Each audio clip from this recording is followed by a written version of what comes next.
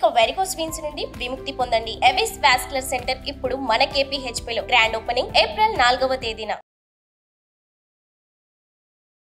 Hello Ram sir. Hi Nagaraju.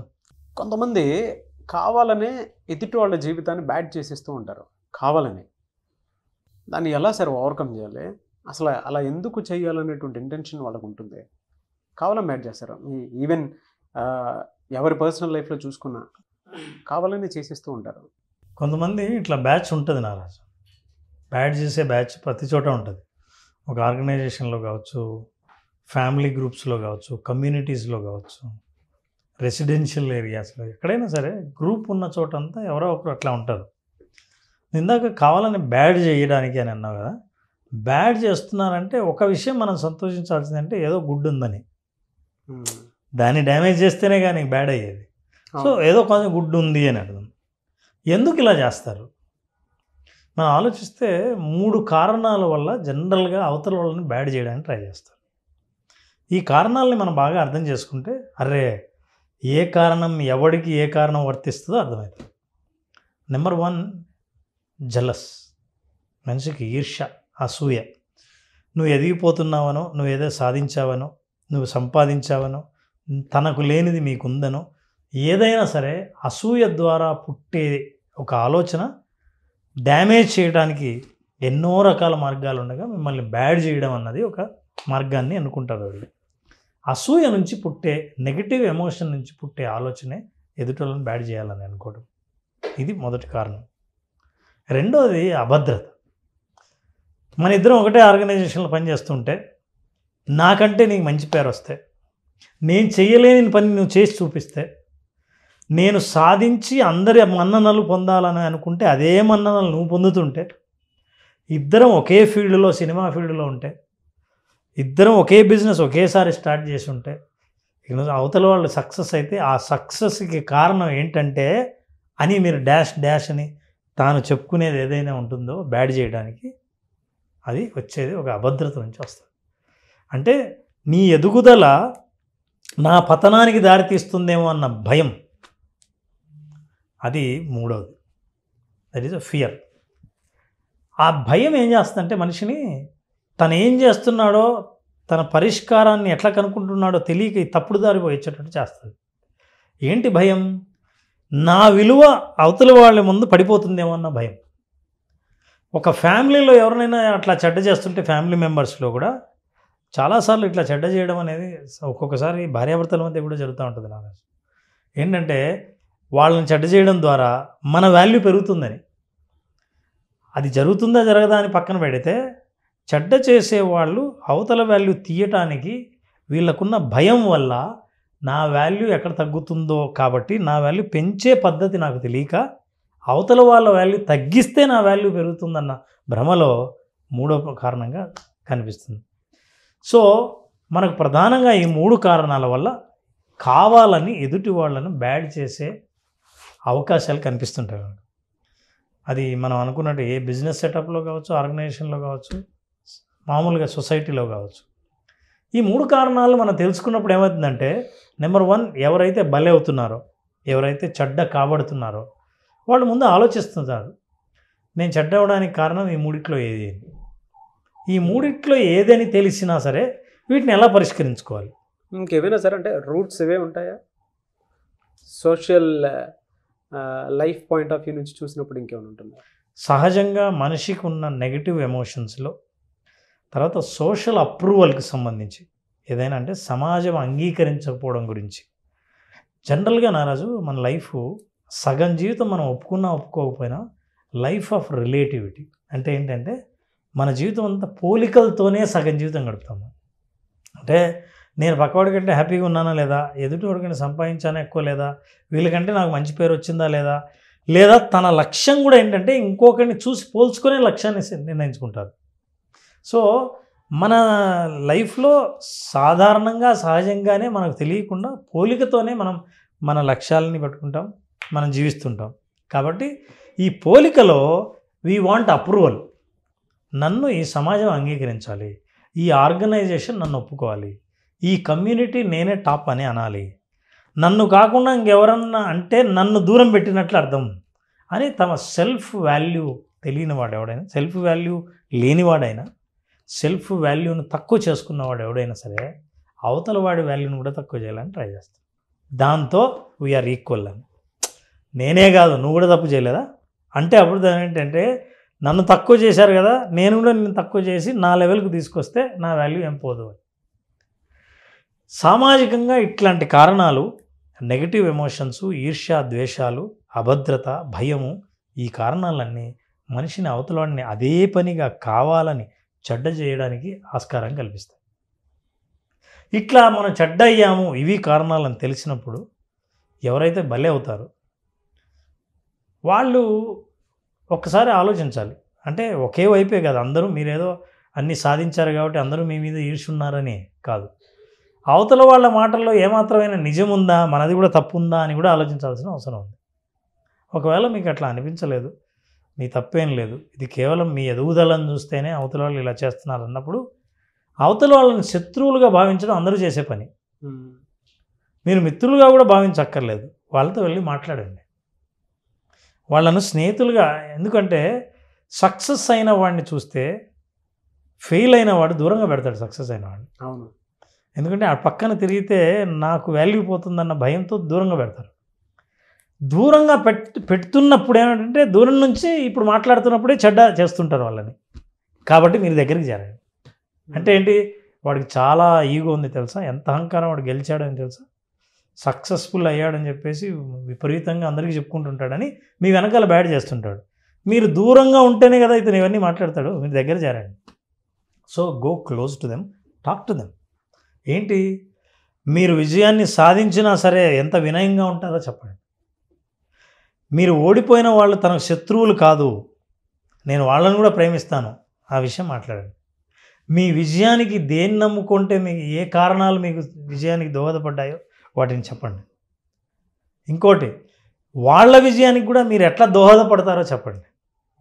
ఈ ప్రయత్నాలు చేయడం ద్వారా ఏమవుతుందంటే మీకు తెలియకుండా మీ వెనకాల జరిగే కుట్రలకు కానీ, మిమ్మల్ని బ్యాడ్ చేసే వ్యక్తులకు కానీ మీ పట్ల అవగాహన పెరిగి స్పష్టత వచ్చి తాము మాట్లాడే మాటలు చాలా తప్పని తగ్గించుకునే అవకాశం ఉంది. ఎందుకంటే మీరు హెల్ప్ ఆఫర్ చేశారు కాబట్టి, మీరు దూరమైన వ్యక్తి కాదు, నాకు దగ్గర ఇతన్ని కలుపుకోవచ్చు అన్న ఆలోచన ఇచ్చారు కాబట్టి ఆ అభద్రతను భద్రతగా మార్చి అప్పుడు మీ వెనకాల మాట్లాడేది తగ్గించవచ్చు. సెకండ్, ది మోస్ట్, మనం రెండు విషయాలే మాట్లాడదాం. ఒకటి ఏంటంటే ఎక్కడి నుంచి బ్యాడ్ వస్తుందో వాళ్ళకి దగ్గరగా పోవడం. ఇవన్నీ పక్కన పెడితే మీ సెల్ఫ్ వర్త్ని పెంచుకోండి. నారాజు ఇప్పుడు రజనీకాంత్ నడుచుకుంటూ పోతుంటే, రజనీకాంత్ అంటే ఎవరికో తెలియని వాళ్ళకి బట్టతల, సన్నగా ఉంటాడు, నల్లగా ఉంటాడు, 60 ఏళ్ళు పైబడి ఉంటాడు, నడుస్తూ పోతూ ఎవరో అతన్ని హీరో అంటే అతని వెనకాల అతను హీరోనా అని ఎన్ని జోకులైనా వేయచ్చు. రజనీకాంత్ అంటే ఎవరో తెలియని వాడు. సో అతను ఇన్ని నా మీద బ్యాడ్ చేస్తున్నారండి, నేను సక్సెస్ అయ్యానని బ్యాడ్ చేస్తున్నారని రజనీకాంత్ ఆలోచించడు, వాళ్ళ గురించి విమర్శించడు, ఎవరెవరు ఎందుకు బ్యాడ్ చేస్తున్నారో కారణాలు వెతుక్కోవడానికి ట్రై చేయడు. రజనీకాంత్కి ఒక విషయం తెలుసు, మీరు నన్ను ఎన్ని వెనకాల అనుకున్నా ఒక్కసారి మేకప్ వేసుకుని విగ్గు పెట్టుకొని కెమెరా ముందు నిలబడితే ఈ వెనకాల మాట్లాడే వాళ్ళందరూ ఎక్కడో థియేటర్లో మూల కూర్చొని చప్పట్లు కొడతారని తెలుసండి. అహంకారంతో కాదు, తన స్ట్రెంగ్త్ ఏంటో స్క్రీన్ మీద తనకు తెలుసు. ఎవరైనా సరే మనల్ని అదే పనిగా బ్యాడ్ చేస్తుంటే మనం చేయాల్సిన ప్రయత్నం ఏంటంటే అంతకంత మన వాల్యూని పెంచుకునే ప్రయత్నమే చేయాలి. మన సమయాన్ని, మన వాల్యూని పెంచుకోవడానికి మనం స్పెండ్ చేయాలి తప్ప ఎవరు నన్ను బ్యాడ్ చేస్తున్నారు, ఎందుకు బ్యాడ్ చేస్తున్నారు, ఎవరెవరు బ్యాడ్ చేస్తున్నారన్న మీ రీసెర్చ్ టైంనంతా ఆ అనాలిసిస్తో స్పెండ్ చేస్తే పెరాలిసిస్ రావడం గ్యారెంటీ. ఫ్యాంటాస్టిక్. కాబట్టి అట్లాంటి అనాలిసిస్ని పక్కన పెట్టి మీరు చేయాల్సిన పని అంటే సెల్ఫ్ వర్త్ను, సెల్ఫ్ వాల్యూను పెంచుకుంటే అప్పుడు ఏమనిపిస్తుందంటే మీరు ఎదుగుతూ పోతుంటే కింద నుంచి బ్యాడ్ మాట్లాడే వాడి మాటలు మీకు వినిపించినంత ఎత్తుకు ఎదుగుతారు. వినిపిస్తేనే నీకు ప్రాబ్లం, ఎవరు చెడ్డగా మాట్లాడుతున్నారని.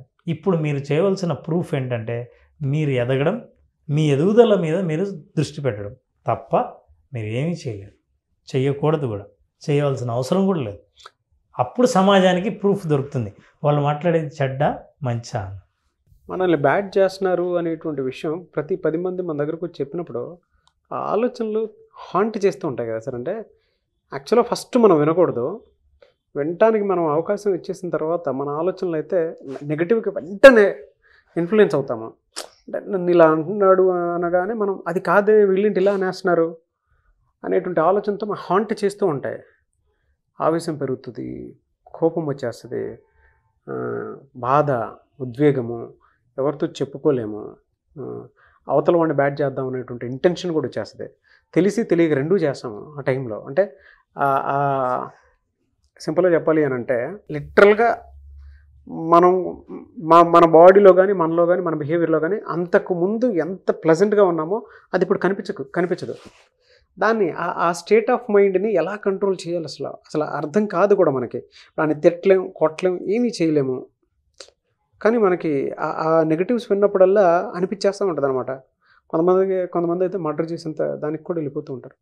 అంటే నేను అది కాదు కదా, నువ్వు ఎట్లా చెప్తావు ప్రూఫ్ లేకుండా అనేటువంటి దాని మీదకి వెళ్ళిపోతారు.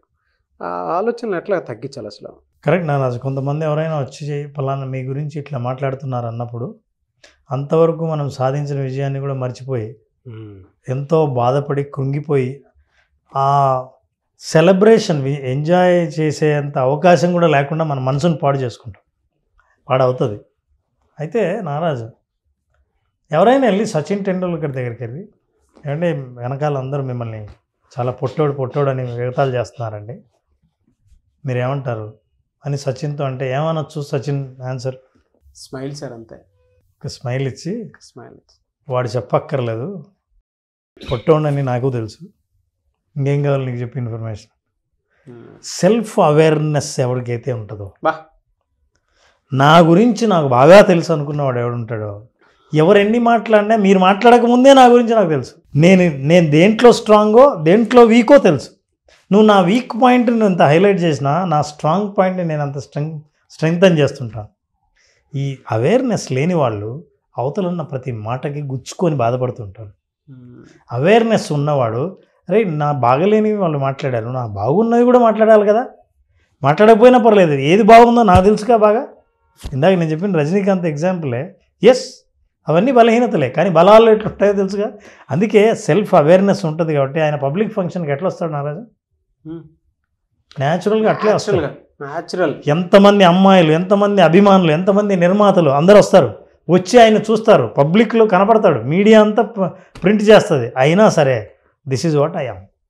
ఈ అవేర్నెస్ ఉన్నవాడికి వెనకాల మాట్లాడే మాటలు వినిపించవు. అవేర్నెస్ లేనివాడికి ప్రతి చిన్న మాట గుచ్చుకుంటుంది, గుచ్చుకున్న ప్రతిసారి తను తగ్గిపోయినట్లు భావిస్తాడు, ఏదో ఒక రోజు తగ్గే కనపడతాడు. Very good sir. Anyways thank you అండి, thank you so much Ram గారు. Very good experience you have given to all the audience. చాలామంది స్టిల్ ఇటువంటి వాటిని ఫేస్ చేయలేక బాధతో కృంగిపోతున్నటువంటి వాళ్ళు ఉన్నారు. వాళ్ళు మిమ్మల్ని అప్రోచ్ అవ్వాలి అని అంటే ప్రాసెస్ ఏంటి అంటే, కొంతమంది మీ దగ్గర కౌన్సిలింగ్ తీసుకుందామను, లేదంటే 1 month కోచింగ్కో 2 months కోచింగ్కో వద్దాం అనుకున్నటువంటి వాళ్ళు చాలామంది ఉన్నారు. మిమ్మల్ని అప్రోచ్ అవ్వాలి అని అంటే ప్రాసెస్ ఏంటి? నారాజు, మనం ఖచ్చితంగా చాలా మార్గాలు మనం టీవీ ఇంటర్వ్యూల ద్వారా చెప్తున్నాం, కానీ ఒక్కొక్కసారి ఏంటంటే ఒక మనిషి దగ్గర ఉండి వాళ్ళని మానిటర్ చేసి వాళ్ళ డెవలప్మెంట్ని దగ్గరుండి చూసేదాకా ఒకసారి వాళ్ళే మోటివేట్ అవ్వడం కష్టం. అలాంటి హెల్ప్ ఎవరైనా కావాలని అనుకున్నా, కోచింగ్ అవసరమైనా సరే ఖచ్చితంగా ఈ విషయాల్లో సెల్ఫ్ డెవలప్మెంట్కి సంబంధించి always they can take appointment and they can consult. ఈ కింద కనిపిస్తున్న నెంబర్కి ఫోన్ చేస్తే మనం ఖచ్చితంగా అందుబాటులో ఉంటాం. అట్లాగే మనం చాలా ప్రోగ్రామ్స్ ఆఫర్ చేస్తున్నాం, ప్రోగ్రామ్స్ కూడా అటెండ్ అవ్వచ్చు. లైఫ్ పట్ల అవగాహన కావాలనుకుంటే విజువలైజేషన్ ప్రోగ్రామ్ అటెండ్ అవ్వచ్చు. ఇంకా వ్యక్తిగతంగా సహాయం కావాలనుకుంటే కన్సల్టేషన్ కలవచ్చు. మనం ఎప్పుడూ అందుబాటులో ఉంటాం. April 8th అయితే విజువలైజేషన్ క్లాస్ ఉంటుంది. సో ఆసక్తిగా, అది కూడా అడ్వాన్స్ క్లాస్, మీ జీవితంలో జరిగేటువంటిది, అంటే మీకు తెలియకుండా అన్కంట్రోల్గా అయిపోయినటువంటి జీవితాన్ని ఒక స్ట్రక్చర్ వేలో మళ్ళీ తీసుకురావాలి, నేను మళ్ళీ బ్యాక్ అవ్వాలి అనుకున్నటువంటి వాళ్ళు ఎవరైతే ఉంటారో వాళ్ళకి మాత్రం పర్సనల్ అపాయింట్మెంట్ అన్నా తీసుకుంటే April 8th జనరల్గా అడ్వాన్స్ విజువలైజేషన్ క్లాస్ జరుగుతూ ఉంది. సో విజువలైజేషన్ ఫీడ్బ్యాక్ వీడియోస్ అని చెప్పేసి మీరు కొట్టిన రామ్ గారిది చాలా వస్తాయి. అంటే అచీవ్ చేసినటువంటి వాళ్ళు చాలామంది ఉన్నారు. జీవితం మొత్తం చిన్న భిన్నం అయిపోయిన తర్వాత, మొక్కలైపోయిన తర్వాత ఒక చోట మళ్ళీ తిరిగి తీసుకొచ్చి బ్యాక్ అయినటువంటి వాళ్ళు, గోల్డ్ మెడల్ సాధించినటువంటి స్టూడెంట్స్ కూడా ఈ విజువలైజేషన్ ప్రోగ్రాంలో ఉన్నటువంటి వాళ్ళు ఉన్నారు. సో మీరు ఆ విజువలైజేషన్ ప్రోగ్రాంలో అటెండ్ అవ్వాలనుకుంటున్నారా, జాయిన్ అవ్వాలనుకుంటున్నారా, స్క్రీన్ మీద మీకు కాంటాక్ట్ నెంబర్ కనిపిస్తుంది. వెంటనే దానికి మీరు కాల్ ఆర్ మెసేజ్ వాట్సాప్ చేసి ఎన్రోల్ చేసుకోండి. ఒకవేళ మీకు కాంటాక్ట్ నెంబర్ కనెక్ట్ అవ్వట్లేదు అనుకోండి, మిస్టర్ నాగ్ అఫీషియల్ 1 అనే ఇన్స్టాగ్రామ్ ఐడి ఉంది, దానికి మీరు పర్సనల్ మెసేజ్ పెట్టినా కూడా నేను రామ్ గారి టీమ్కి ఫార్వర్డ్ చేస్తాను. ఆ విధంగానే సరే మీరు అప్రోచ్ అవ్వచ్చు. And anyways thank you so much Ram గారు. Thank you Nagaraj. ఈ వీడియో లైక్ చేయండి, షేర్ మాత్రం తప్పకుండా చేయండి. ఇలాంటి మరిన్ని వీడియోస్ కోసం మా ఛానల్ ఫాలో అవ్వండి. Thank you. సుమన్ టీవీలో మీ పర్సనల్ అండ్ బిజినెస్ ప్రమోషన్స్ కోసం కింది నెంబర్కి కాంటాక్ట్ చేయండి.